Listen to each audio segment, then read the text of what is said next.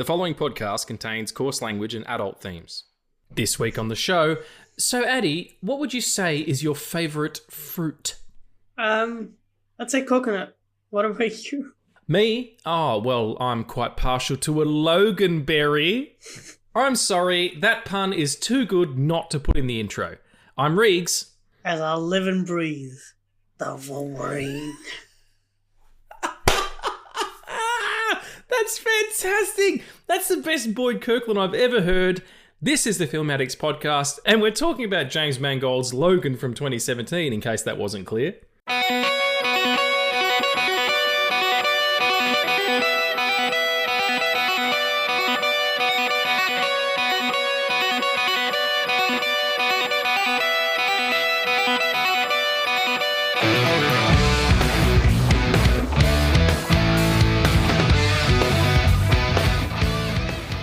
Hey friends, welcome back to the Film Addicts podcast. I'm here with Boyd Kirkland, and he's a brown person now, so whatever. I don't know what's up with that.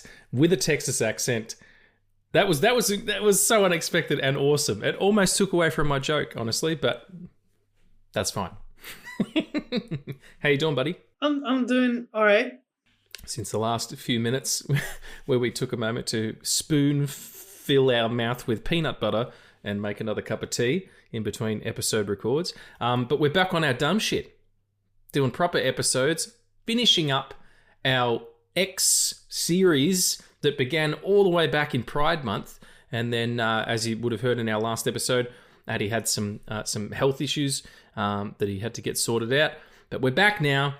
We're talking about Logan, 2017, Hugh Jackman's swan song as Wolverine, but not apparently. And James Mangold's, making just one of the best goddamn comic book movies ever put to screen. I fucking love this picture.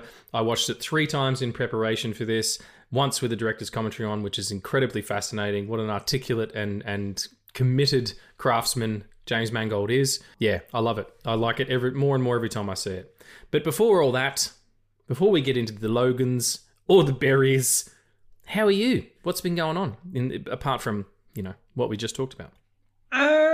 Nothing much. I've been catching up on a few shows that I missed and a few shows that I left. But yeah, I'm recovering. Good. You do look really well. I'm pleased. Did you see the Deadpool and the Wolverines? I did. But before that, how are you doing? I'm fucking just a sexual Tyrannosaurus, mate. I'm a dynamo of orgasms. I don't know. So you'd fuck everything but me. Who said that? At no point during that conversation. I fuck everybody. I don't care. Trees. I'll have it all. Just pour it all in my mouth. Yeah. Yummy, yummy, yum. All that's legal. Having sex with trees is not illegal, I don't think. Yeah, but... Hey, man, if you can fucking cut them down en masse to make fucking newspapers and stupid shit, you can fuck them. I'm not going to argue. I don't know why I'm advocating for dendrophilia, but I am, all right? So just get on board or don't. No, I'm good, actually. I finished up, while you were away and we were on hiatus, I finished up this huge, 18-month contract with a specific employer. I was being employed as a contract editor. And it was wonderful. I worked on some of the most incredible projects of my career. I met people who are now lifelong friends and collaborators as well. Collaborators sounds a bit sinister, but you know what I mean. People I work with, animators and editors and just really lovely people. I'm glad to be moved on. I think I served my time. There's a few other things I would have liked to have done while I was there, and specifically working with some other people, but I'm glad to be back, working for myself, being my own boss 100% again. I was only there part-time, but now I'm back on my own kind of turf. Produced some really interesting shit in the last couple of weeks because I've had more time to do it. A couple of music videos, one in particular for a musician who I mentioned in the last episode, a guy named Mars, who goes by the name 24/8, and we did a music video for his most recent single, which is called 8ville, and we shot it in less than a day, and I edited it in less than 48 hours because he had to get the turnaround to hand it in to, I think it's a place called Global Star. I can't remember the name, sorry.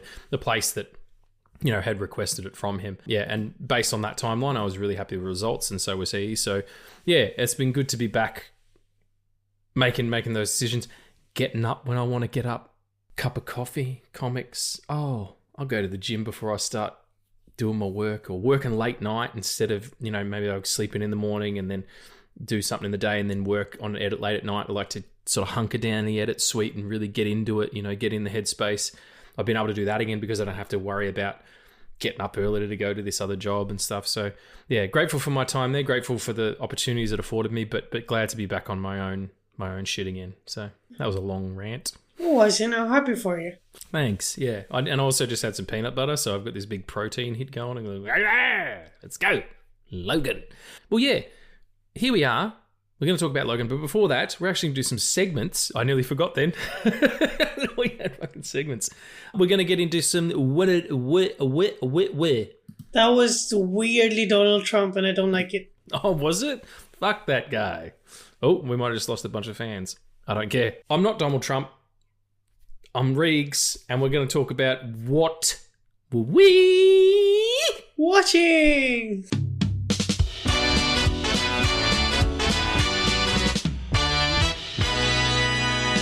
What are we watching? What are we watching? Did you watch heaps of stuff because you were down and out in Beverly Hills, or what happened?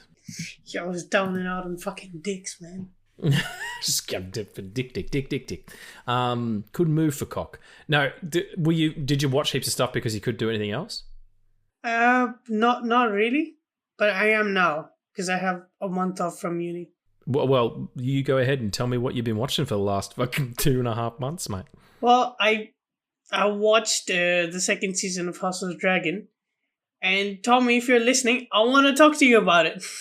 He'll have you on. He is looking for people to fill the roster role DL moves. So get on. He'll have you on an episode. We're doing one on Romulus tomorrow, the new Alien picture. So he's ready. He thinks I'm a pod slut. He has more people on. He has more people through the fucking door of his podcast than a goddamn brothel, mate. Just John's turning up every 5 minutes to talk about cinema. I love it. Sexy podcasting. Yeah, okay, so House of the Dragon, it's the second season? Yeah, second season. Second season. Yep. Yeah, it was pretty fucking awesome. It wasn't like, not a lot of people liked it, but that's the internet age that we live in. Yeah, not a lot of people don't like a lot of things on the internet. But this was it was fun. Like the politics side of it was fun. There were more dragons this season, which is always fun. It's in the title. Hell yeah. And probably lots of houses too. Yeah, just the two for now. One of the actors in that show is also an actor in like the video game side of things. And because of that, is also a voice actor, and then guest starred in. I'm segueing here because it was good, but I don't have a lot of energy to talk about how good it was because like that's there's okay. a lot of that's detail. All right. But yeah, it was good. It was fun. Yeah, one of the actors who played Adam of Hull, I think, or like the black bald guy who has white hair. The character. Okay. The actor's name is Abu Bakar Salim, and he guest starred in critical roles. This it was insane. They had this live show in LA's Greek Theater, and at the end of it, they announced that they were going to go in campaign, do a mini campaign of 3 episodes. And it was insane. And Brennan Lee Milligan took over from Matthew Mercer and DM'd this cautionary tale of another city falling down. But yeah, that was insane. It wasn't as good as Calamity, but Calamity's something else. It's There's a whole bunch of people out there who know exactly what you're talking about. I'm just not one of them. Yeah, I'm sorry. I love you. I'm here for you, but no, don't be sorry. It's fine. I like it when you go off on a nerd rant. You big nerd. But yeah, man, I love D&D so much. Like I said last episode, after hearing the actual functionality of it from Deborah Ann Wall on that podcast with John Bernthal, I'm more and more intrigued. But I couldn't really do it because I can't be in the room. Well, I've run 3 campaigns with people remotely where I've DM'd and they've played in my world. I want you to DM me, mate. Fucking DM me as hard as you possibly can. Or like 13 exclamation points in all caps text. Yeah, that's what I'm into. Yeah, is that how do you do campaigns via this? Yeah. Do they have any like thief characters? I'd like to be a little thief or an archer. Oh yeah, you could be a rogue. That's I could be a rogue, absolutely. Yeah. I'd love to be a rogue. Let's make it happen. Fuck yeah, man. That's what I wanted to talk to you about, but that's not for the audience. Oh, okay. Yeah, we'll do that off mic. That's fine. So, House of the Dragon. What else did you watch? House of the Dragon was fun. I watched this animated show called Blue Eye Samurai. Ah, yes. I've heard many good things. Which is insane. Like What's insane about it? Well, you know how much I love sunsets and the ocean. Yeah. There's a sword fight between two samurai in episode 2 that's on a sunset on a beach with orange.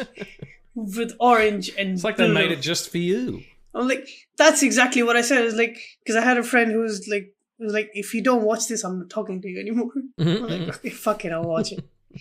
And like, see, like episode 2 happened. I was like, oh shit, I might have come like the hardest I've ever come. Is that the noise you make when you come? Oh shit! Because that's spectacular.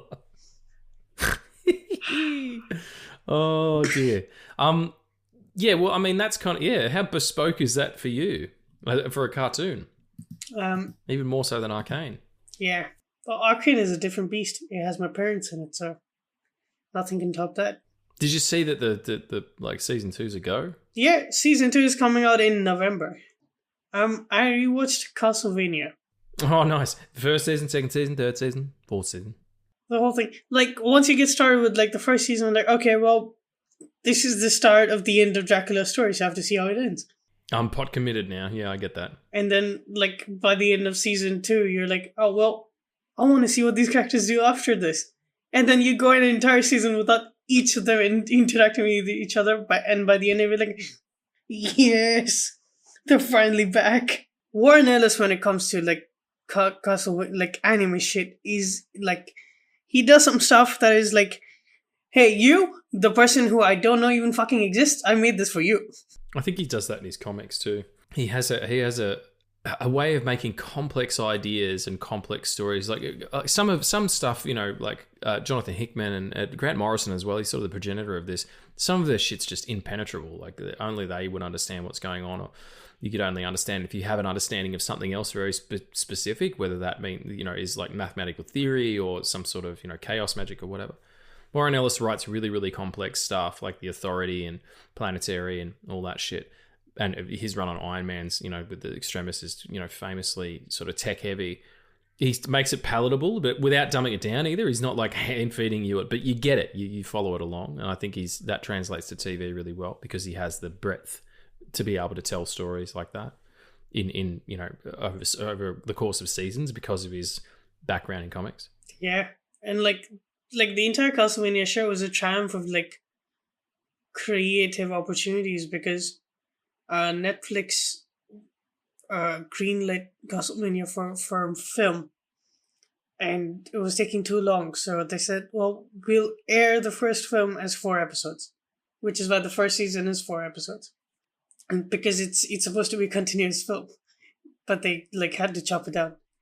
And by season 2, they were like, "Well, this is what our main story is. Plus, we have these characters who would, if you allow us, would become something else." Like the two characters that go on and tell their story in the grand scheme of the story, it's pure magic. And so is his X-Men anime, which I believe was also originally made in Japanese and then was dubbed.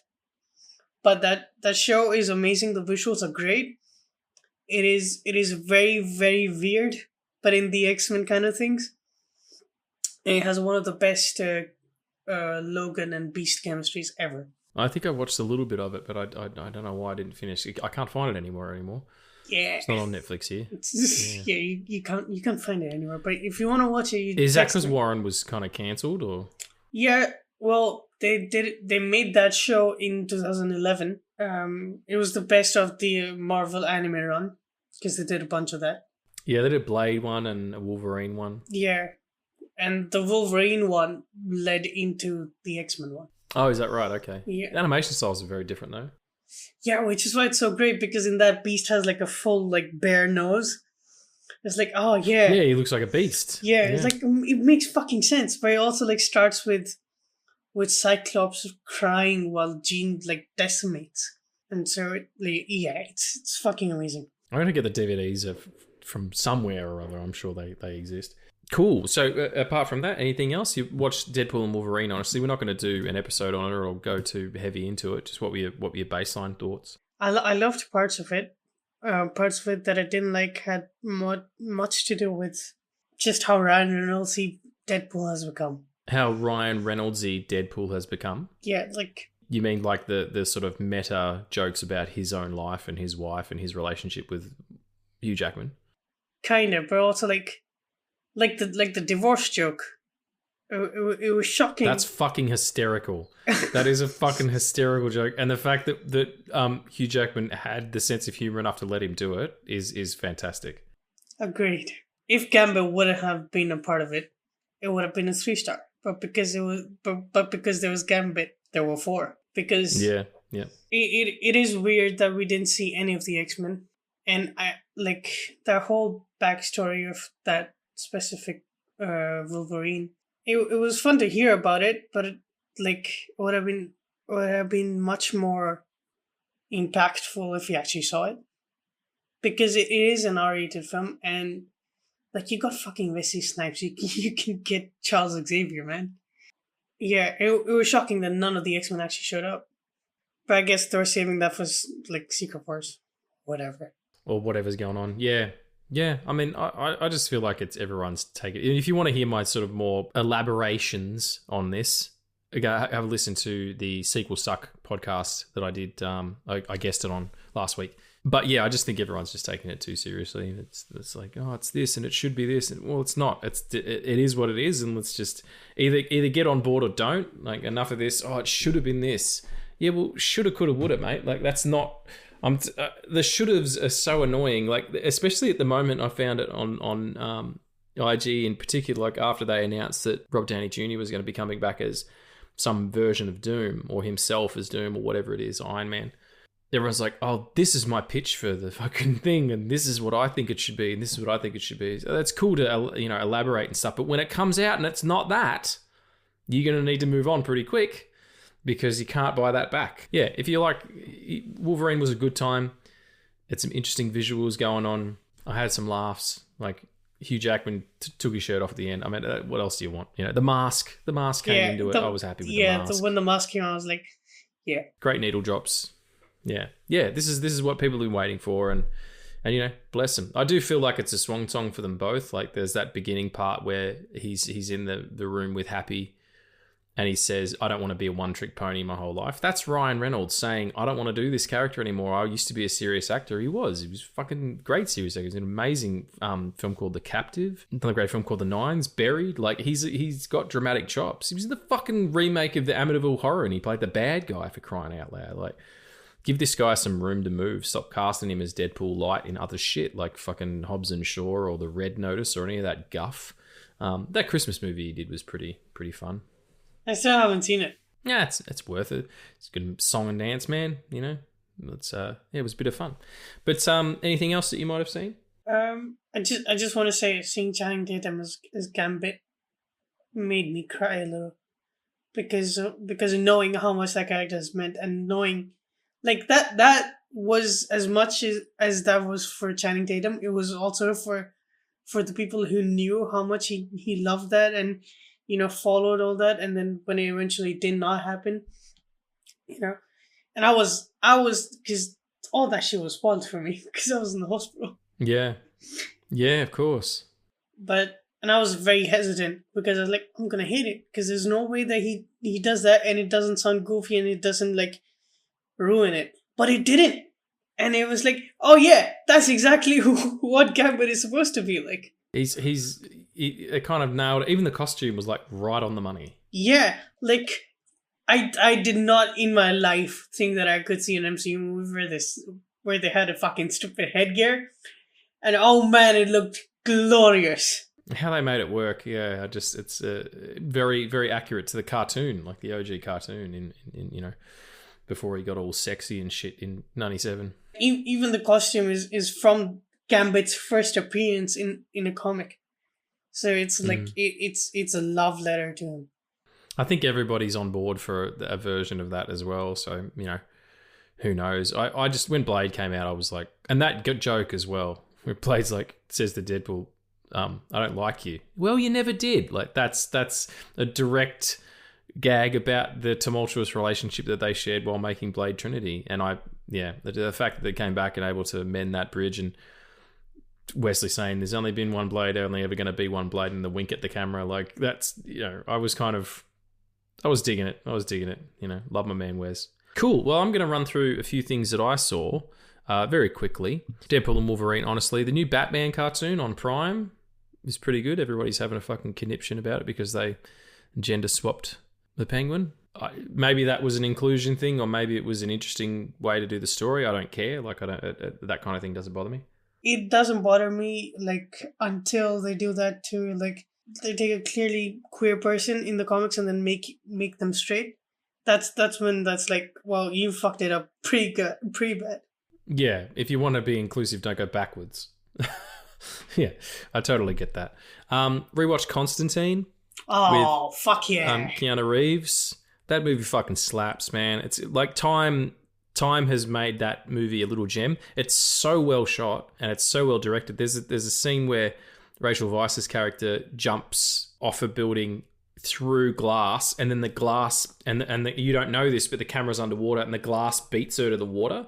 So building smash, glass falls into the water, so the water ripples with the glass, and then her body hits it. I'm like, fuck, that's just a really, like, these kind of ingenuity you don't see that in movies, comic book movies at the moment, because it's all like these sort of stock standard ways of making things so that everything has a uniformity. So yeah, that movie rules. I was in the mood for something else witchy, so I watched The Craft. Well, my friend Michelle's going to be very happy with that. Great little 90s flick about Wiccan business. I dig it. I dig that a lot. I watched back to back. It took me most of a day. I watched the director's cut of Rebel Moon Part 1 and 2. And oh my God, the farming. Just all of the farming. All of the farming of the wheat. It's 90 minutes of wheat. I couldn't believe it. I was like, why is this? And it's just, I understand why it's R-rated and because there's more blood and all that kind of stuff. And holy shit, the sex. There is so much sex in these director's cuts. It is outrageous. And it is sex scenes like you don't see anymore. These are sex scenes that you see in fucking Basic Instinct and Fatal Attraction. People be fucking. So you happy now? And one of them is... What, sorry? So you're happy now with the sex scenes? Well, I mean, I'm not neither here nor there. Like, as long as it's serving a story function, Ed screens his character's having sex with an alien beast that just fucking sticks its tentacles up him and in him, all sorts of stuff. But yeah, it's just outrageous. But they're very long, and a lot of it I don't understand why it needs to be that long. But yeah, anyway. That was. I had to know. You know what I mean? Like, I had to know what the difference was. Went and saw The Mummy. 1999's The Mummy with Brendan Fraser and a bunch of other very good-looking people. Odette Fair, Rachel Weisz again, Arnold Vosloo. They did a retro of it in my local cinema. Just love it. Just love it so much. Yeah, it's almost a perfect adventure picture. Rewatched all the Cat movies, as I mentioned last episode. Just, having a good time with those. It's a really quaint time back when the original films were coming out, and it was all... You could follow the tendrils, you could follow the threads. And then after that, I watched, because I was in the mood for some Chris Evans, I watched a really good film on Netflix called The Red Sea Diving School. Really, really good picture as well. Well worth your time if you like Chris Evans, or if you like, sort of Argo-style political dramas. I really dug it. And then I also watched both First Reformed and The Card Counter, which are Paul Schrader films. Paul Schrader is the writer of Taxi Driver, and he's a really good director in his own right. First Reformed's fantastic. You remind me of Midnight Mass, actually, minus the fucking Dracula business. vampire stuff. And the card counter is just Oscar Isaac being a fucking total pimp for 90 minutes. And I really dig his movies a lot. Master Gardener with Joel Edgerton is fucking fantastic. It's one of my favourite films I saw last year. Yeah, I would highly recommend that too. So yeah, they're all me watchings.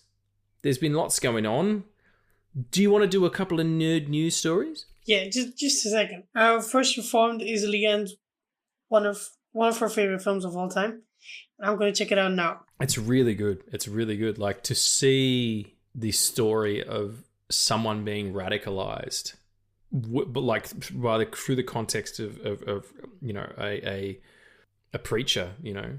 Yeah, I'm trying to figure out a way I can talk about it without... I'll just stop because I'm going to give too much away, I think. But yeah, it's if you haven't seen it, absolutely do. All right, well, let's...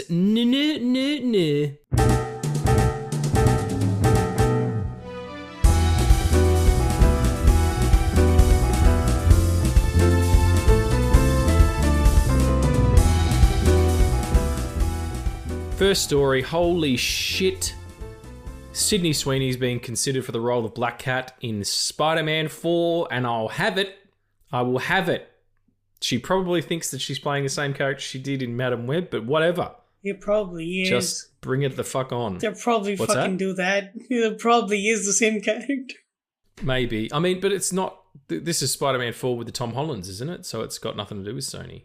Well, it does, but it's, you know, yeah, tangentially only. It's a Sony film that has, like, the backing of Marvel Studios.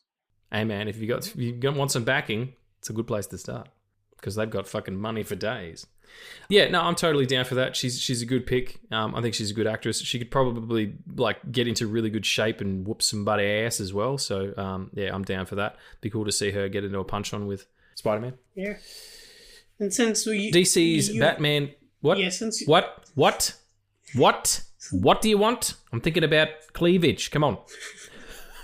Since Euphoria 3 isn't happening, season 3 isn't happening, I hope to God that they don't like swap that character and like at the end of Spider-Man 4 have her be Cindy Moon, because I will tear down the fucking theaters if that happens. No, they can't do that. Cindy Moon's Asian in the books, isn't she? Yeah. Yeah, well, no, they're not going to. That's exactly what you said before. Like, no, people fucking burn the cinema down and eat the chairs. And rightly so. Chairs are delicious. DC's Batman Caped Crusader series has a bit... And then fuck bums.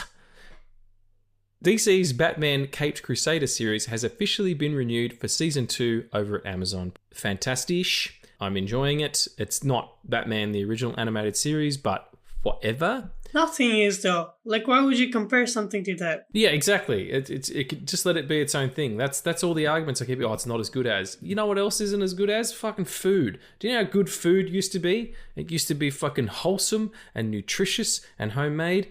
I'll never forget that TV show, 11/7/63, whatever the date that JFK was killed. It was a novella written by Stephen King, and they made it into a series with James Franco. It was about a guy who goes back in time and tries to stop the assassination of JFK.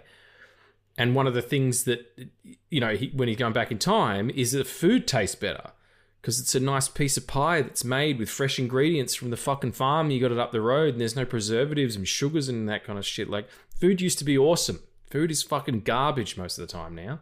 So, what was my point again? Batman the Animated Series is good food. It's good food. Fuck, Reeks. Nice. Losing the thread altogether. Sorry, everyone. It's been a long day. But I'm so glad you're here. I'm glad to be here also. A new Ghostbusters animated series is coming to Netflix. No information other than that. I'm down. I really like the real Ghostbusters, that animated show that popped huge after the success of the first movie. And in that, the guy who does the voice for Venkman is also the voice of Garfield, and then Bill Murray went on to voice Garfield. Fucking weird, man. Parallel Earths and shit. X-Men 97 Season 2 will see the team get Grant Morrison-inspired costumes. Now, actually, that is probably accurate. In the early 2000s, Grant Morrison did a run on X-Men. It was called The New X-Men. and it's legendary. Like, it's him and Frank Quietly. It's a fantastic series of books. And yeah, they did get a costume rebrand because the movie came out and they were all wearing leather and shit. I'd say Frank Quietly had a lot to do with that as well, but Grant does draw his own character designs and does his own panels and everything, so that's probably right. I dig it. I'm cool with that. What about you? You give me my mutants in fucking blue and yellow. I'm like already there. I'm excited the show is like going on because it's the best thing Marvel has ever done, and that's a fact. It's not an opinion. Yeah, no, I tend to agree. I'm still a bit more Daredevil, but it's definitely the best that they've handled mutants. Yeah, well, in a long time. Kevin Feige had nothing to do with Daredevil, so it's not technically That's Marvel. True. Fair enough. That's a good argument. Rage. What? I said rage instead of rhino. I got so confused because you. Oh no, me too. I just shouted rage. Did you see, Addy? Did you see that a new trailer for Kraven came out and Tommy sent it to us in the group chat as a joke, and I'm like, that shit looks fucking baller. Like, I can't wait. Give me the Kraven. Give me the Kraven. Like, I can't fucking wait. And it looks like he's taking out poachers and stuff. Like, in the film, he's a big game in the original like idea or concept of the character, he's a big game hunter. But in this, he's like seems like an animal activist. I think that's a fucking cool turn, honestly, because it's 2024. Like. Like, big game hunting is a fucking joke. But anyway, the trailer came out. It's brutal as shit. Aaron Taylor Johnson with abs that could only be constructed in CG. Like, I don't understand how there aren't abs there. There's not abs there. I don't know where they come from, abs. And you get a look at the Rhino, which looks fucking, pretty damn cool as well. Yeah, I'm keen, man. I don't give a shit. What do you think? None of the Sony films, like the Sony Marvel films, are ever going to be as cool, as amazing as Morbius. No, that's how could it possibly be? Because I mean, there's a Venom movie coming out this year as well. I don't like Venom. I don't know who gives a shit. No, I'm not a fan of that. I like Tom Hardy. That's the only reason those movies work, and the only reason I will even consider going to see, and not because I'm negative on it or I think people who like it are shit or anything like that. It's just I have no interest. The only reason I will go and see is because the last answer is because Juno Temple's in it, and I'm in love with her. I'm literally in love with her. If she was to come to my house right now, I would be whisked away whenever she wanted to, and I'd find out she was actually a robot or something, or a Venom. I don't know. But yeah, that's a twist, like Foe, dude. Yeah, that's exactly right. If I would totally be foed, I would know to be foed. I would happily know that I'm getting foed by if it was Juno Temple. That's totally cool with me. I love how there are like 100 people in the fucking world who watched that film. What, Foe? Yeah, because it didn't do well. It's such a bummer too, because it's really, really like interesting, high concept sci-fi, and that just doesn't get done anymore. It's high concept, low budget, and it's insane. Yeah, it's such a good movie. It looks fucking awesome too. Like, it's really well shot. Anyway, beside the point. Kraven looks awesome. Fucking bring on to Kraven. And finally, this one you sent me. James Wan is in talks to direct a Creature from the Black Lagoon remake. That movie came out in the 50s. I reckon if you want to remake it. And James Wan is a great person to do that. I just think stick practical. Like, put this thing in fucking real water and like do The Shape of Water consistency level, prosthetic effects and makeup and all that stuff. Yeah, I'm super happy that he's taken it over. Make it a proper horror movie. The other one's got a great ecological message as well. I'm keen. Make it happen. Oh, I'm just thinking about Kraven and how it would be so much more fun if he's just sitting in that costume and just like masturbating for like an hour. I'm sorry. Why is it rated R then? Why is it a fucking... Not for violence, that's for sure. For fucking dick pulling. I'll tell you that much. He's bums in seats, honestly. He's just sitting there, minding his own business, and then the rhino comes in and he's like, come here, you fool. He's just like, starts pulling on his balls. What the fuck? Blah. Yeah, that's... very, very strange direction for the Morbius universe. I'm calling it now. For Kraven, I thought it was going to be a movie about a guy killing people who were mean to animals, but it was just him being mean to his own animal. Anyway, speaking of animals, Logan. Yeah. from 2017. How's that for a fucking lead? Because that's why we're here. Exactly. Yeah, what a fantastic picture. It really rounded out the X series in a way that we kind of wanted it to. Like, especially Wolverine's story, you know, his end is never going to be glorious. Like, yes, it's glorious in the sense that he saves Laura and he saves these kids and they're the next generation and he gets to die, which is, you know, that's the curse. That's what they talk about in the Wolverine. He's, you know, that is part of what he has to do. He is in so much pain and yet he can't. His life cannot end. Yeah, I'm such a huge fan of this movie. I didn't really like it when it first came out. Like, I thought it was fine, but it's only after, you know, further investigations and really digging into it and kind of allowing it to be what it is, as opposed to what I was... Because I felt like the violence and stuff was just like capitalizing on the ability to do an R-rated film after the first Deadpool film did so well. And I'm sure that there's some marketing idea about that, but it's also... It's a way for them to do this kind of story with a sort of grizzled, old-timey Logan that they couldn't do anywhere else. So I kind of forgive it for that now. But what's your experience with this film? Tell me like how your history is with it, because this would have come out when you were like fucking 11. No, you would have been 15. Yeah, don't scare me like that, man.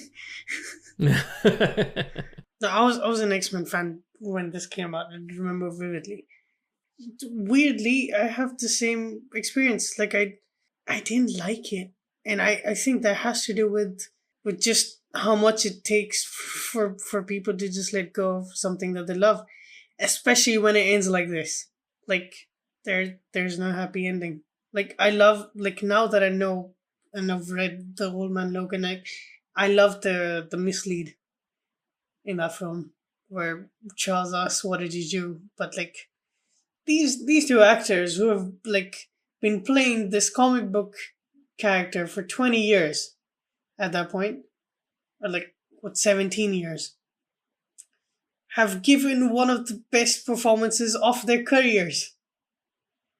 And it just, like, that's what elevates it for me, is because, you know, at the end of the day, like, there's explosion, like Wolverine's gonna do their fastball special and it's all gonna be okay.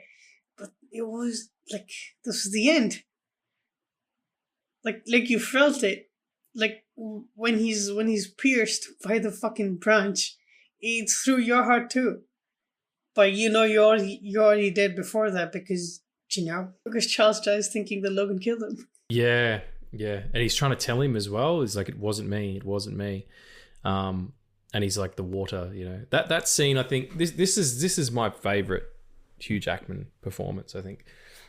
This and probably Prisoners, just the intensity that he brings, and The Fountain as well, the intensity that he brings to it. The scene where he's standing by the water and he's buried Charles and he's saying, well, there's water, and then like he can't get to that emotional place, and Lara comes up and takes his hand. And then he sort of shrugs her off and then goes to the car and it won't start. And he starts beating it up and then he just fucking collapses on the ground. Like, that's the best acting you'll ever see in a comic book movie. I defy you to tell me a performance that's better than that. Yeah, he's really... And I don't think that Deadpool and Wolverine does a disservice to this story, because we knew that they were going to make fun of it. If Hugh Jackman's all right with it, I'm all right with it, you know? This is its own thing, and it will always be Logan. It will always be the end of that performance for him. If he comes back and wants to be a cartoon with his friend for 90 minutes, that's totally cool, you know? There is, you know, specific to this story, like weary old man stories are great. Clint Eastwood has been dining out on that for years. But yeah, not only that, but it's, you know, something like Crazy Heart with Jeff Bridges, or the TV show that he just did, The Old Man, where he's like an old CIA agent.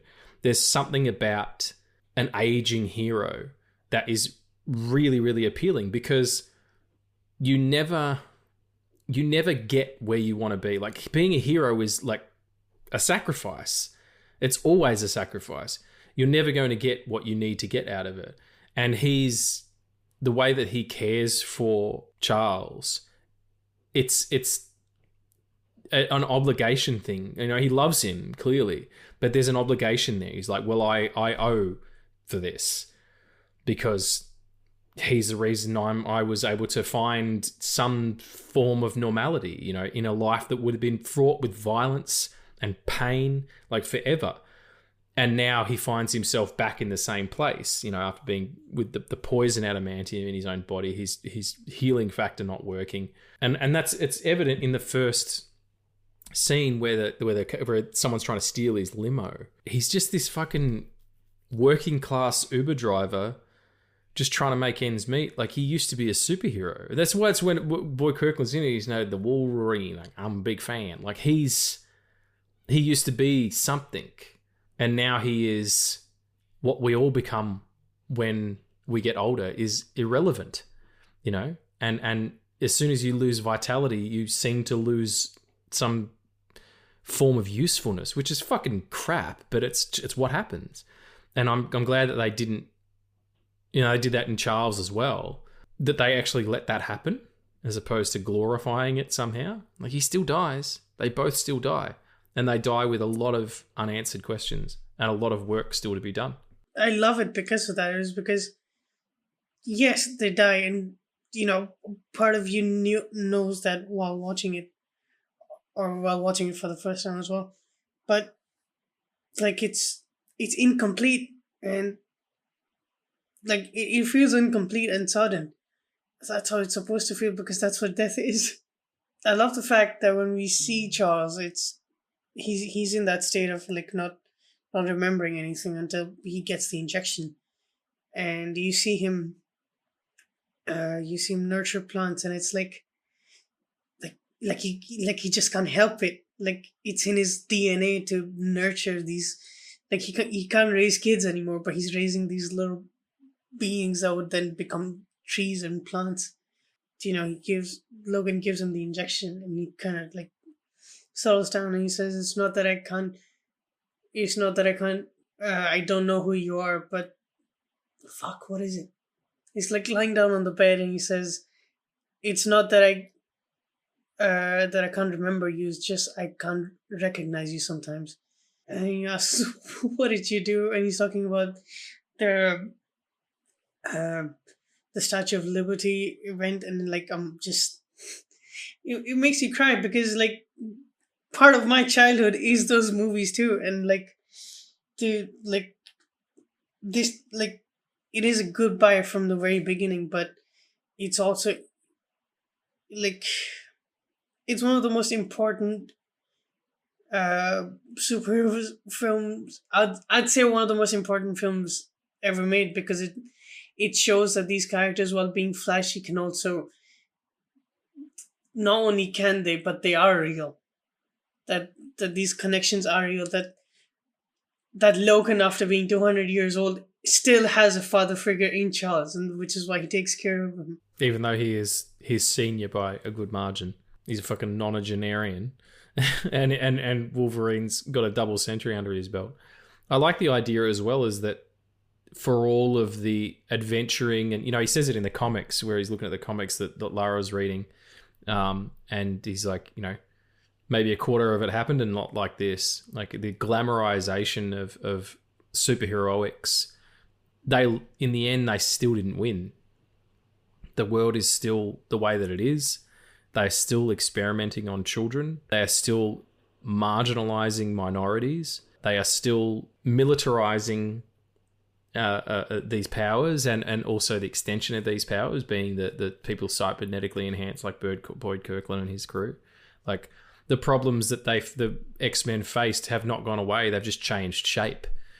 And the only reason that we don't get more of that is because Wolverine doesn't care. You know, Logan doesn't give a shit. The only time you see him react the way that Wolverine reacts in a real way is when he's helping that the guy fix the water pump, and those dudes turn up. Go and play Okie dickhead somewhere else. Like, that's Wolverine for a minute, you know, but the rest of the time he's this embattled Logan character, you know. This movie is tough to get through at times. I think like, for the first few times that I watched it, I blocked out the part with Charles Dance, because, like, I can't watch this. this is insane. It's James Mangold's mastery that like he makes you feel exactly what Logan's feeling. He's got such a great sense of character and of theme and of story weight and what you can do with these characters and how specifically through a character who can't die, what that would do to you, what that does to your psyche, and then when you see something like the reason that he fights a younger version of himself is pretty fucking obvious. It's because he is constantly fighting with the person that he was. The things that have happened to him, whether through his own device or, through his own rage or whatever, or the things that were done to him, whether it's Alkali Lake or, being involved in the X-Men or being involved in the crew of dudes who were fucking murking people back in the 60s and 70s and shit. Everybody turns around and looks back occasionally and wonders how they got here. And I think Mangold has a really good handle on that. And he's made a lot of movies with Jackman at this point, well, 3, but that's plenty. And they have such a great way of working together. Like they seem to understand each other so well, and I don't think it could have been anyone else. Is my point. I don't think that a lot of people could have made Logan, and not a lot of people could have made it as good as it is. And Mangold is like, I think he's such a good director. The film that he did after this was fucking Ford Ferrari. Oh yeah, fuck. Excellent. That's right. Excellent motion picture. Just so great. Homie's doing motherfucking Swamp Thing. Yes. Yeah. Yes, please. Fucking yeah, so excited for that. I think he's great. I think it works. It works well as an Elseworlds thing. Is that truth though? Is that just people making that shit up? No, it's just making shit up because, like it says, like after Charles has when they're on the highway, after Charles has the seizure in Vegas, like a year ago, this killed a lot of mutants, and seven of them were the X-Men. Like, you don't hear the X-Men, but if you have subtitles on, it says X-Men, and it's a good little twist to the Old Man Logan story. Like even that story is like, this is a tortured soul, and he's just one day I might just give it all up and just fucking die.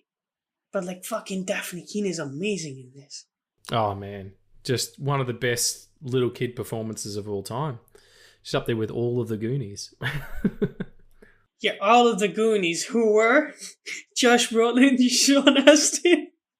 Sean Astin, fucking Corey Feldman, the guy who played Chunk, Kihei Kwan.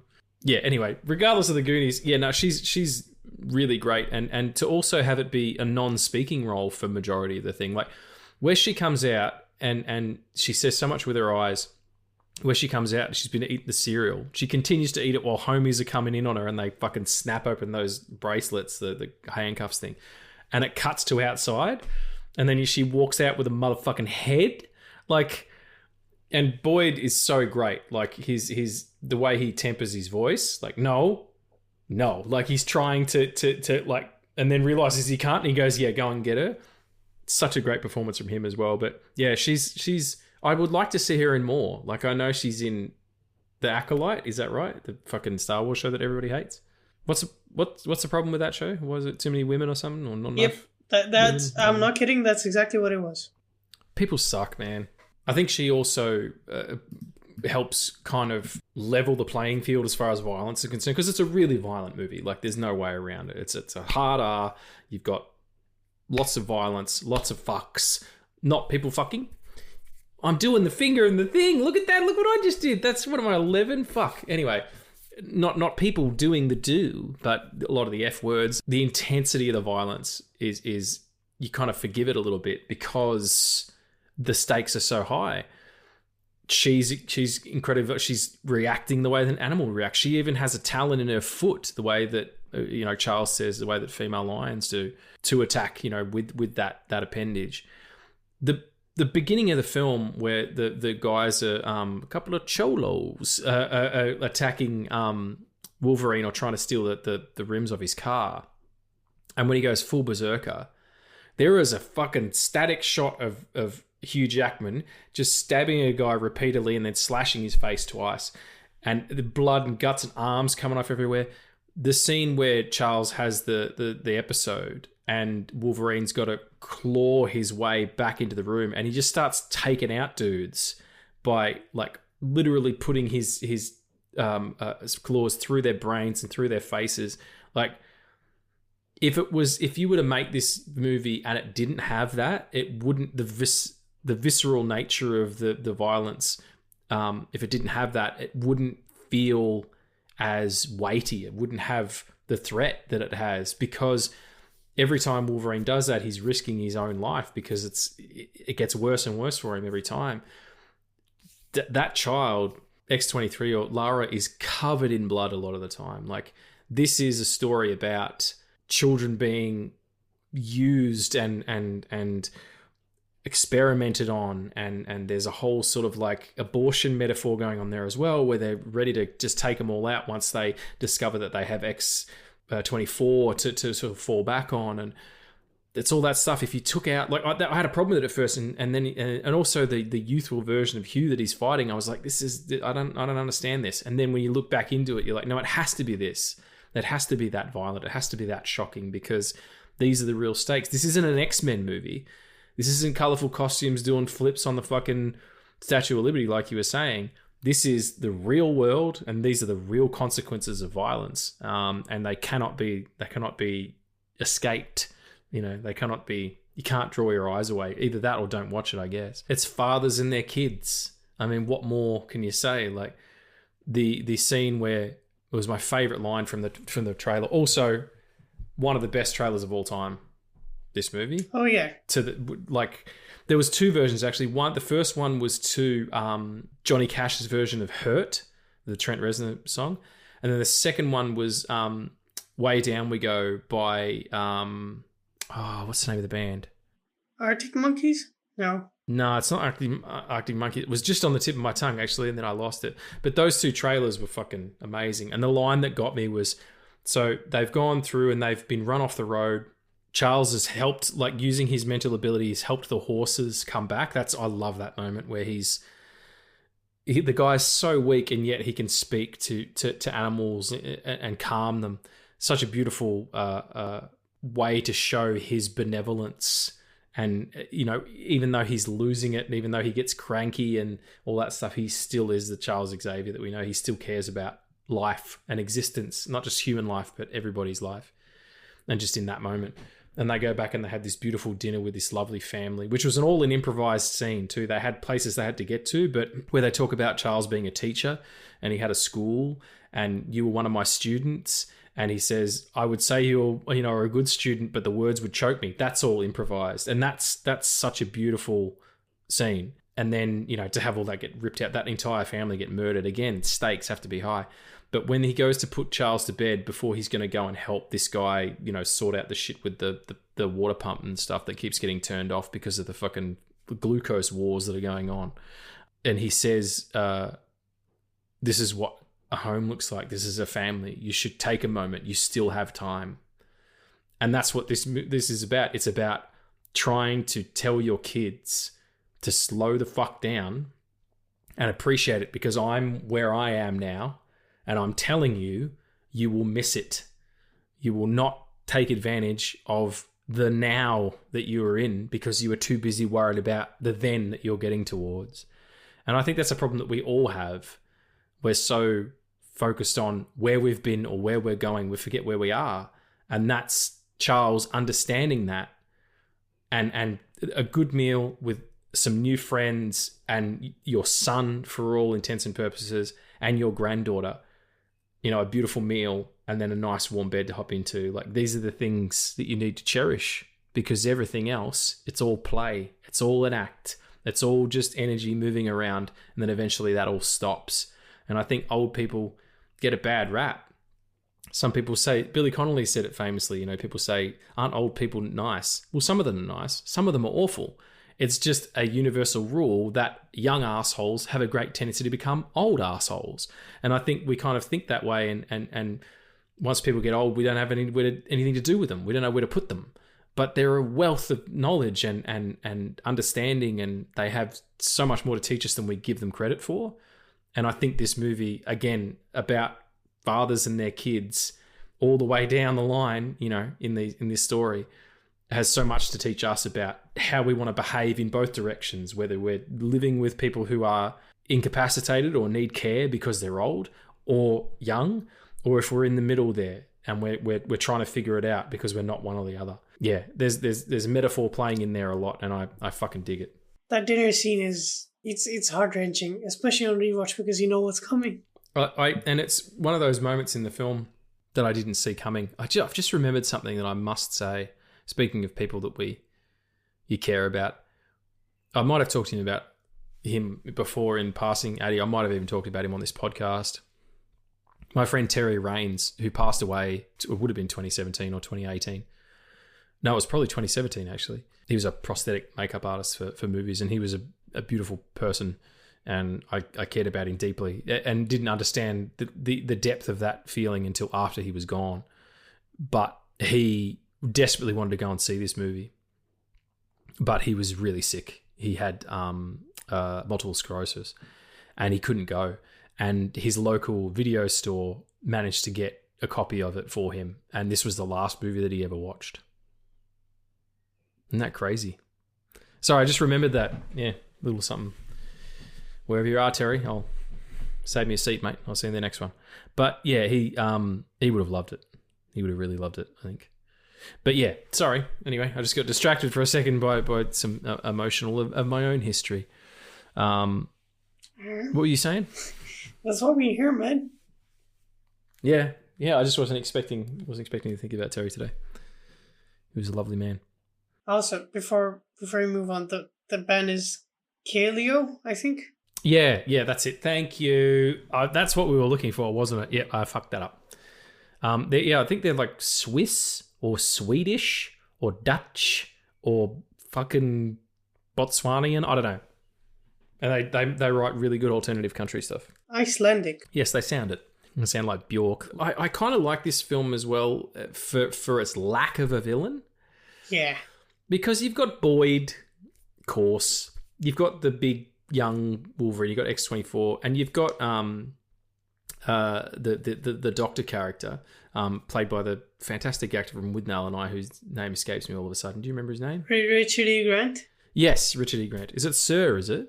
I believe so. Is he a Sir? I believe so. Amazing. He was a Loki variant too, wasn't he? Yes. Ah, bless him. He was a classic Loki. Incredible actor. Fucking horns.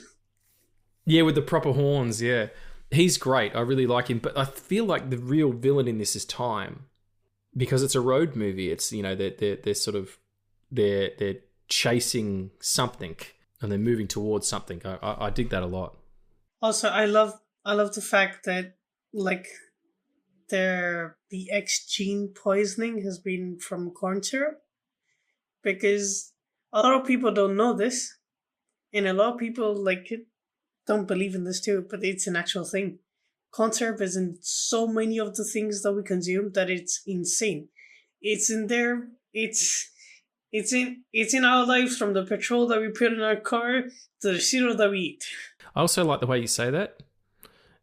You called it petrol instead of petrol, and I fucking really enjoy it, and that's what I'm going to start calling it now. Like how I like to call it the Lady Gaga instead of Lady Gaga. I don't know why. I just think it's funnier.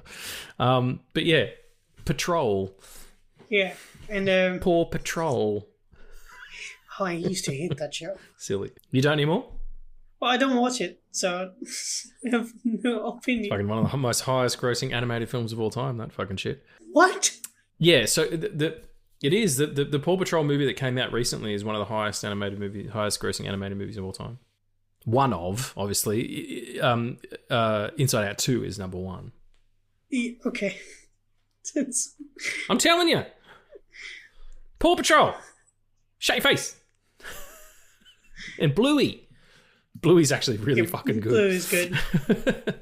Yeah. That thing is a fucking juggernaut in this country. Yeah, so sorry, you were saying the fructose. No, corn syrup. Syrup. It is a beast. Yeah, it's hidden in everything. Like, that's what I was saying about food before. Okay. That's true. Like actual sugar from a sugar cane. Like, there's a natural element to that, but it's not this weird mutant version, but a bad mutant. It's insanely realistic, because if something like mutants would have existed in this world, there's a very likely chance that something like that would have happened and they would have just died down slowly because of this. And like you fucking see it all the time. Like you see it when Logan's driving and driving like the bachelor boys in the limo Yeah. to like the supermarket that he and Laura rob, and like she's eating the Pringle and she's drinking the drink, and the drink is like the conserve drink. Like an energy drink, yeah. That's an interesting thing as well, the border crossing part of his job, and he knows the guy so well and all that stuff. And he does got those frat boys just shouting USA while in Mexico, and you know, the girls on their fucking bachelor night flashing their titty balls at him. I mean, Hugh Jackman comes to pick you up. I'm showing him whatever he wants to see also, but it's just like, that's still a problem also. Like, what is it supposed to be? It's supposed to be 2029 or something, is that right? Yeah. It's supposed to be 2029. So it'll be post-Trump's second term. Sorry. Little political humor that we don't normally have. Fuck all that noise. Let's never have that. Yeah, it's let's never have the political... No, not unless it pertains to something that we're doing. But I mean, there is a political element to this film, like we said before. It's, you know, it is about big business and sacrificing of people's health and well-being because of that. You know, people who have things are always going to want to keep them, and people who don't have them are always going to suffer. So that's just where we are as a species, I guess. Can we just talk about the way that this movie is made, and in the contrast to the way things are currently made? I've been very vocal on this podcast and others about my dislike of AI developed stuff that we have now in our media, and volumes and green screen. Like, I understand they all have their place and there's things that you need to do because it's safer or because it's more economical and all that stuff. I totally get it. But James Mangold believes in old school cinema. He is dedicated to the craft of putting something in front of a camera and capturing it with light.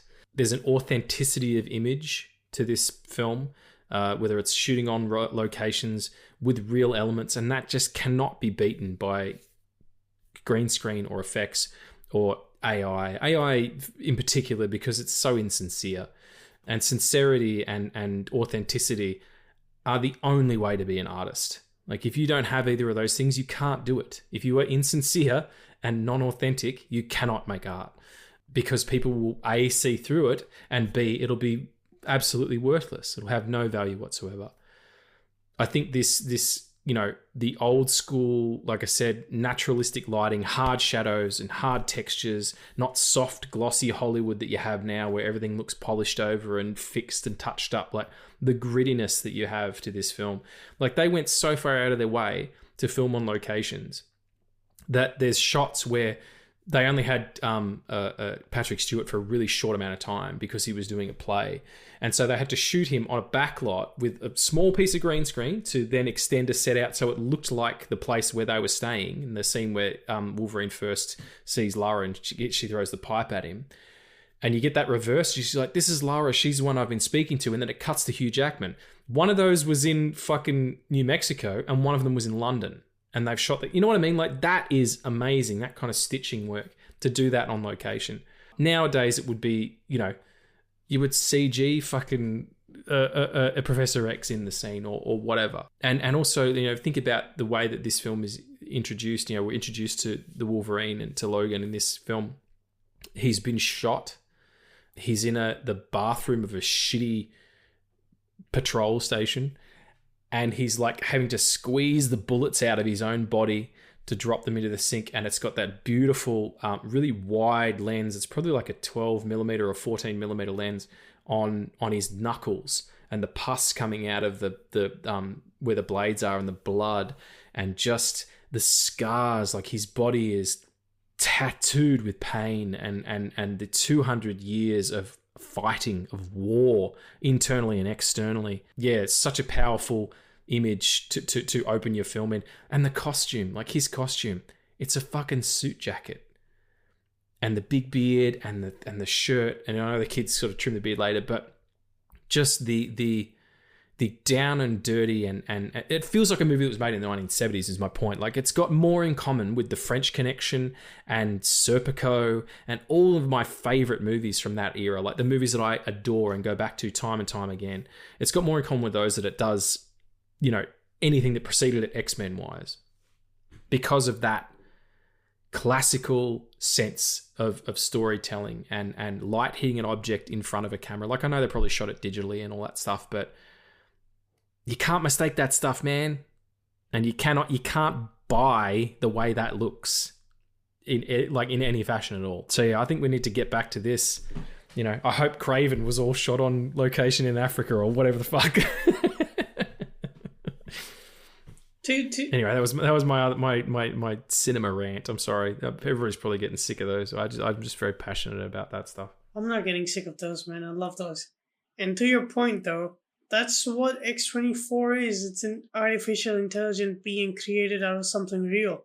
Oh my god, you're a fucking legend. You're a legend. I didn't even do that. I didn't even put that together. He's literally fighting the future for cinema and his life. Wow. You were saying that I was putting that together. I was like, I wonder if he's going to say that. And then you didn't. No. Well done. Yeah, that's so true. But yeah, it's for Logan especially, it's always about just one more day. And you see that, like, you see him lose hope when Charles dies. And like, there's like, as soon as, like, every time I rewatch, as soon as that dinner scene hits, I'm like, I don't want to be here for the next 45 minutes. Like, because, like, they're, like, these are real people. Like, it's devastating that a son is carrying his dying father in his arms and saying it wasn't me. Like, that's... It's a fucking comic book movie.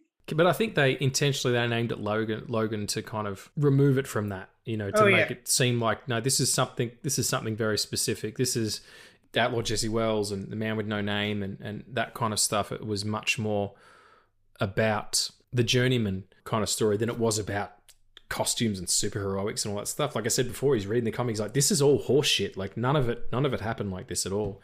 That comic book, incidentally, was written and drawn by Joe Quesada, who was the editor-in-chief at Marvel for a long time. Did a fantastic run on Daredevil with Kevin Smith in the early 90s for the Marvel Knights series, The Guardian Devil. Just beautiful. Love Joe's work. Yeah, let's and before we sort of get towards the end of the picture, speaking about them kids, we talked about how amazing Daphne Keane is, just like what a supreme talent, and you know, I hope to see her in more stuff. But yeah, an amazing performance from her. Hugh, like, absolutely should have been Oscar nominated. Honestly, like I know that's a big ask. I know that it got nominated for Best Adapted Screenplay.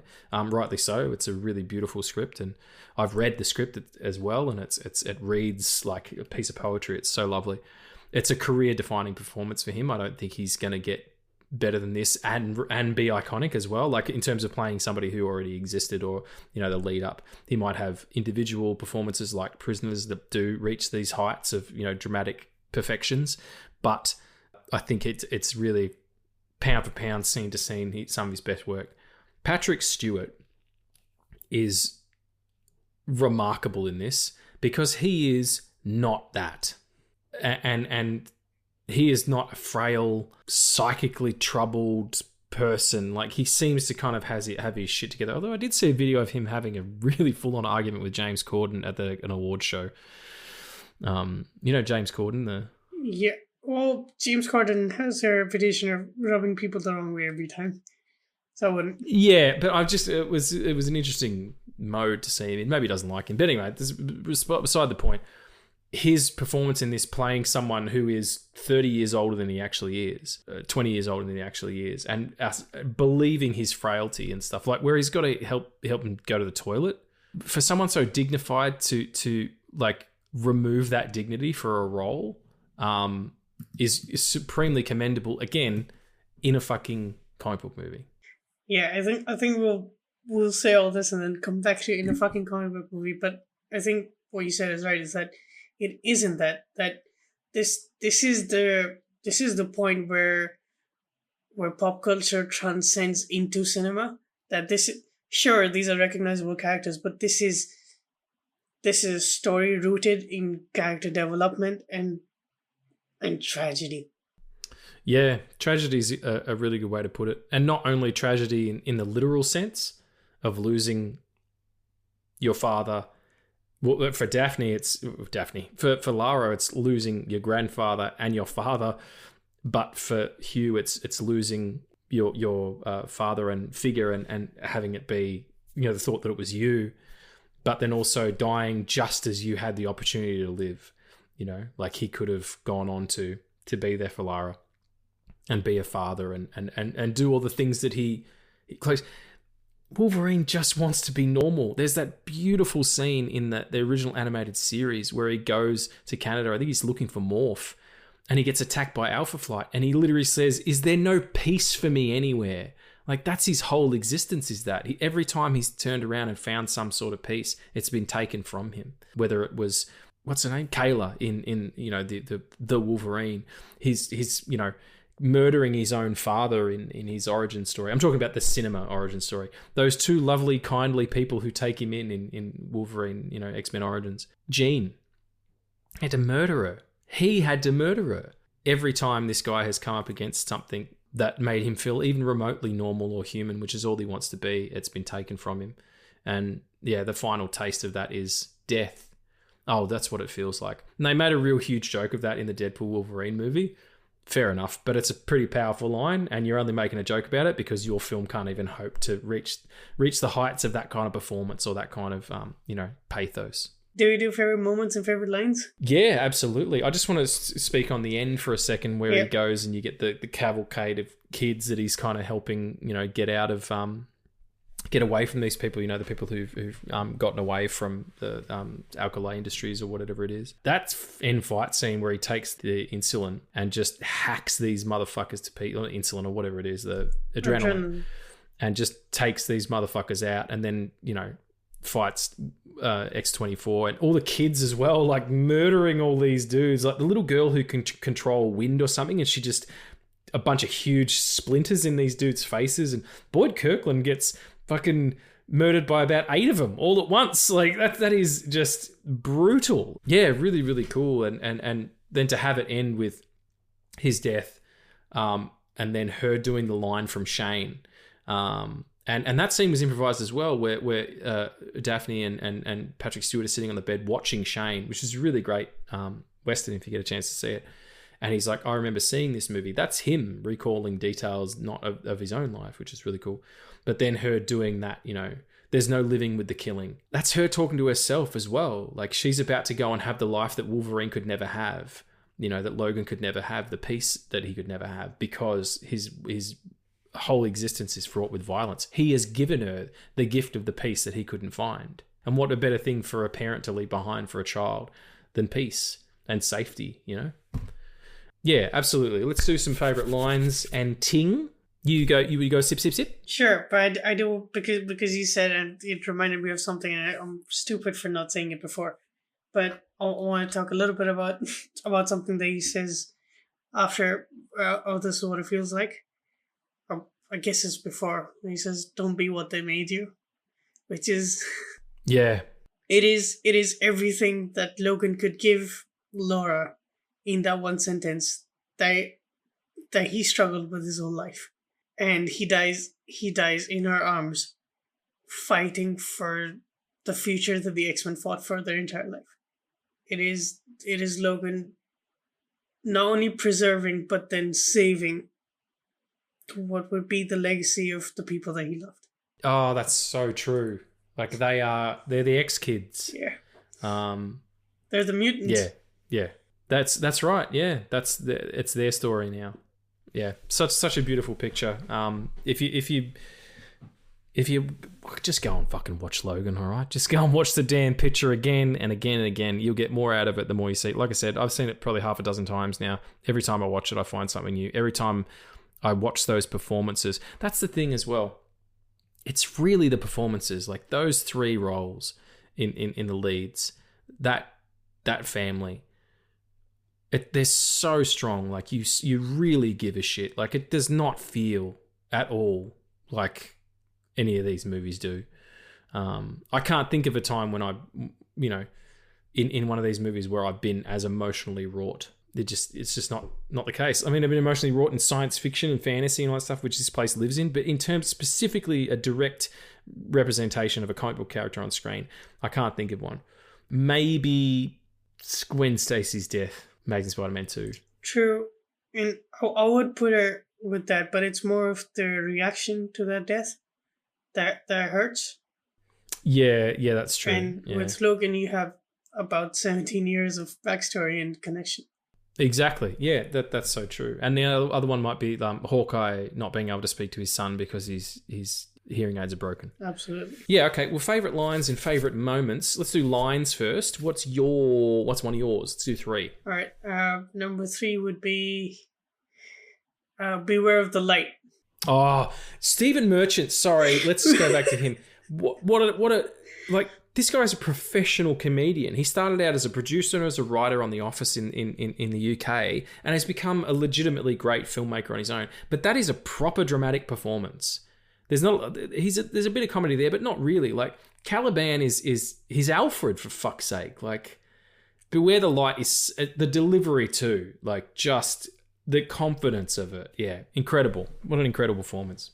Love that guy. And yet it's a tragedy because it does nothing. But we lose Caliban. Yeah. Well, I mean, he tried. And what more can you do in this life? My favourite line is in no order. This would probably be number 1, actually, but this is it verbatim.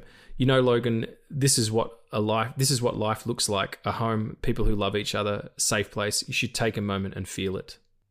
Anyway, what's another one of yours? My number 2 is It Wasn't Me, Charles, It Wasn't Me. Or the line that then precedes that, that then follows that, where Charles says, our boat, the Sunseeker. And that's the last thing he says before he fucking dies. Yeah. Brutal. This is sad, people. We're sad.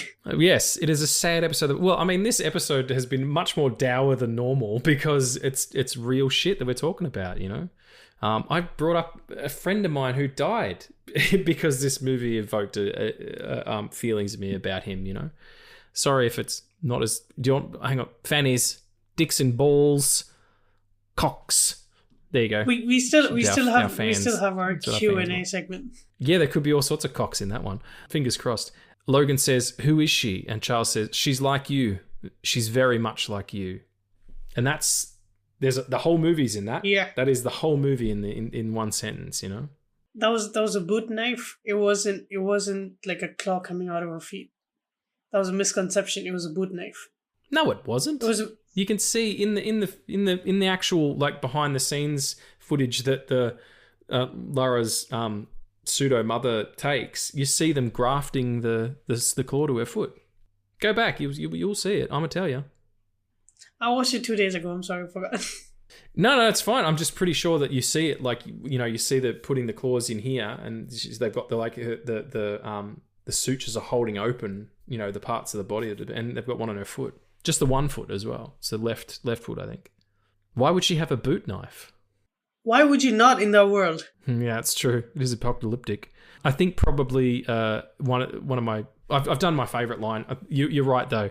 As I live and breathe, the Wolverine. That is such a... I love Boyd Kirkland. I think he's a really talented dude. He's great in... The Sandman? Dial of Destiny. What, sorry? He's great in The Sandman, too. He's so good as the Corinthian. Yeah, absolutely. And he's in a really good movie called In the Shadow of the Moon, which is like a detective thriller, but it's got time travel shit going on it. It's on Netflix. Really, really good picture as well. I like that actor a lot. But yeah, as I live and breathe, the Wolverine. I'm a big fan. I don't know. I just want to take him home and make him some biscuits. Did you have one more? Yeah, I have my favorite line is don't be what they made you, because it is everything. All the 200 years of hurt and pain and maybe a little bit of peace that Logan experienced. Well, he's smiling when he goes. That's. I feel like that's... For him, that is the only peace that there would ever be. Life for him was not peace. And I guess for some people it isn't. Favourite scenes? Or moments, perhaps? Logan losing it and breaking down his own car is is my favourite because I feel that a lot sometimes.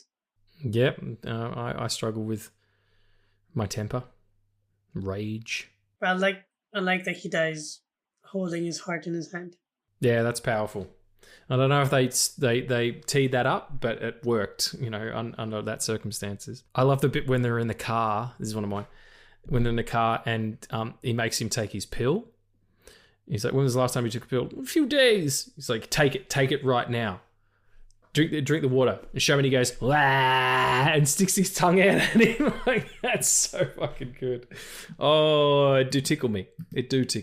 What was another one for you? That's insane because my grandfather, like, nearing his last moments, used to do that because he was so fed up with pills. So we used to force him to take them. So he used to do that. Of course. What else would you do? He used to do that, and sometimes when nobody was looking, he should just drink the water and just throw it in the tablet. Clever dude. Yeah. I'd say the entire scene of when we first meet Professor Xavier and see how Logan is handling him is because this is it. This is where we are. I feel like the whole film opens really well. Like my favorite fight scene of the whole film is that first one. Guys, you're gonna strip the chrome off the lugs, and they fucking shotgun him in the chest. Like, Jesus Christ! What a way to start your movie.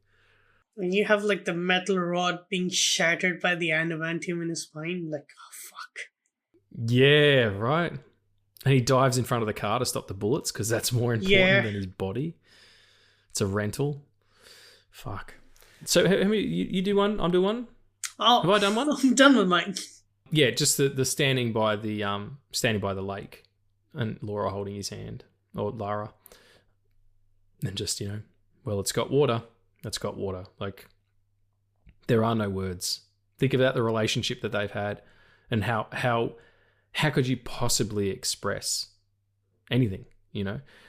Funnily enough, in that Joe Quesada run on Daredevil that Kevin Smith wrote, after, spoilers, Karen gets killed by Bullseye, it's Matt at the pulpit in front of the coffin, and he's supposed to do a speech, and the whole panel is silent, and he just steps down, kisses his hand, touches the box, and says, "I'll miss you." Like, sometimes there just aren't words. And that's kind of where we are with Logan, even though we talked about it for a good hour there are no words.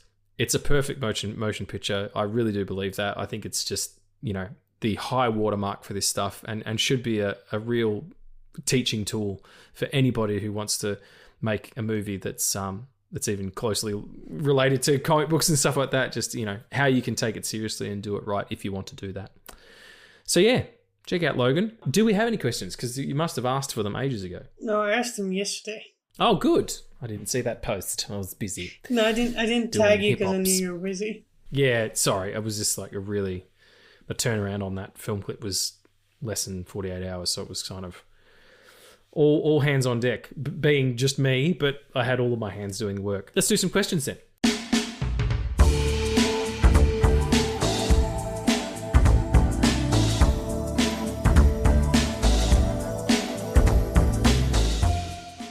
Question 1. What medical or mental condition would be terrifying for someone with superpowers? Irritable bowel syndrome. Wow. Diarrhea, or not diarrhea, the opposite of diarrhea. Imagine being an X-Men trying to go into fucking some sort of, fight with a giant sentinel, and you have to run off to the bathroom every 45 seconds. So like Beast then? Yeah, you just have shit matted in your fur. You know what I mean? It'd be horrible. Man, poor Beast.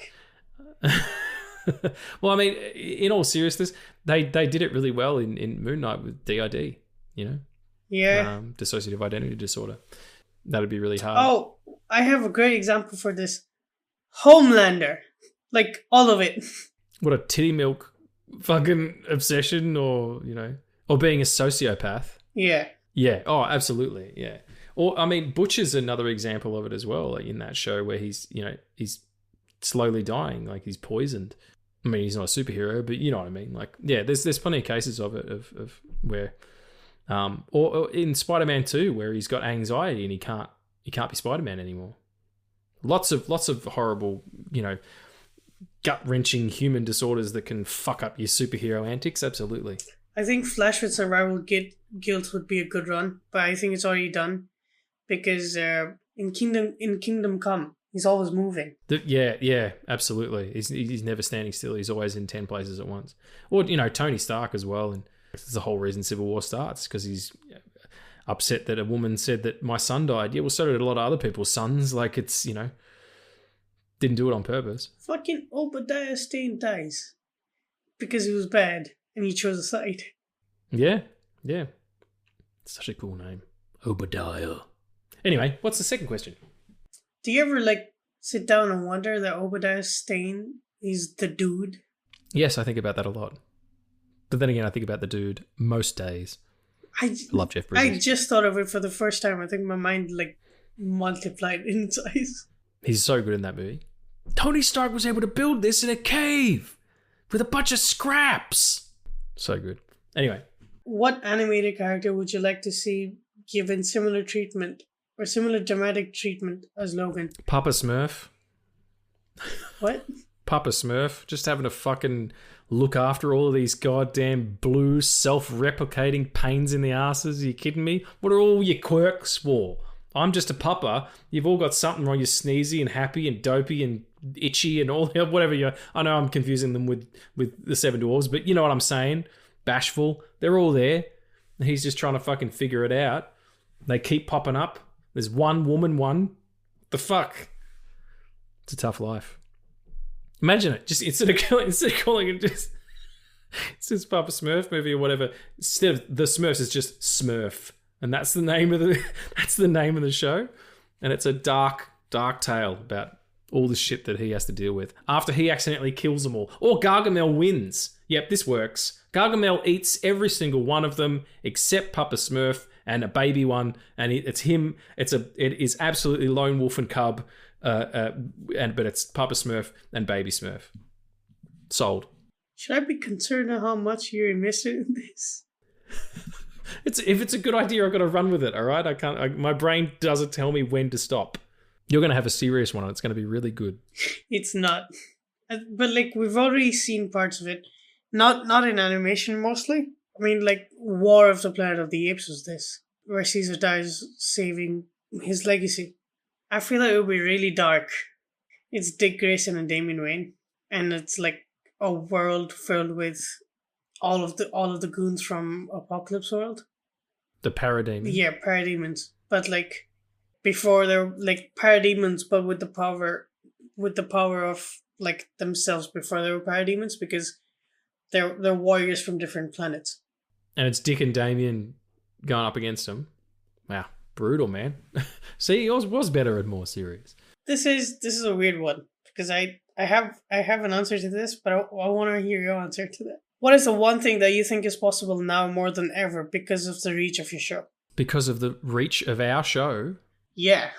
Do you mean or do you think that this person means as in where we could end up, if we were to tour the show or do live shows or, gain some sort of notoriety or fame? Or is it a holistic kind of, or more of an altruistic thing?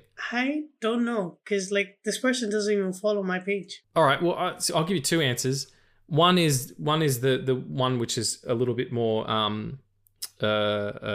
hedonistic, I guess, would be to do live shows. I'd love to do live shows, and I think that is a possibility in the future when you're a little bit older and can travel a bit more freely. When you finish school and stuff, I mean, not because you're locked down or whatever, but that'd be pretty cool, and I could travel as well. And maybe our fan base would like to see live shows. I honestly don't know. Most of our fan base doesn't seem to be in either of the countries where we live. So, but I think more importantly than that is I want to entertain people, and I love making people laugh. I think laughter is just a critical joy that we all need to have every day in our lives to just get through it, because it makes you feel good. It's good to laugh. It's good to be fun and be silly. I love being silly. Silliness is such a great currency in a very, very serious world. But more than that, I just hope that when people listen to us, that if we say something that makes them laugh, that they laugh. And when we say something that makes them think, that they think. If someone comes away from one of these episodes with a message that leads them to some form of, like we said before, peace or understanding or solace, or that other people think the way that they think, or that there's an outlet, or that they can be heard, that they can speak how they feel about things and be heard, even if not everybody understands them. You can learn a little something, hopefully, about what it is to be human right now. That everything's going to be all right in the end. And sometimes being silly on a podcast can help do that, maybe. I don't think I have a better answer than that. Live sex shows, obviously. No. Well, if that's all then, unless you had something to add. That was terrible. Oh, thanks for putting up the bear jokes too, everyone. I hope you come away realising that you miss 100% of the shots you don't take. It's so good to be back and chatting. The last episode we did, I know, was just kind of a catch-up one, but to actually be talking about a piece of cinema again and you know, something that we love. We share that together. I really, really appreciate you. It's so good to have you back, my friend. Man, it's so good to be back. I've missed you so much, and I've missed doing this a lot, because like this is my escape from like all the bullshit. And yeah, right. Not having this for like 2 to 3 months was intense and scary. Especially while you were dealing with something so full on, to not have that kind of that escape. But we're back on it now. Don't know what we're doing next time. Could be anything. We're going to keep you guessing until we decide to fucking drop the damn episode. But until then, Addy, I love you, my friend. Love you too, man. We'll see you again next time. And remember... stay amazing. Stay safe. To infinity and beyond. Maybe we're doing Toy Story. Well done.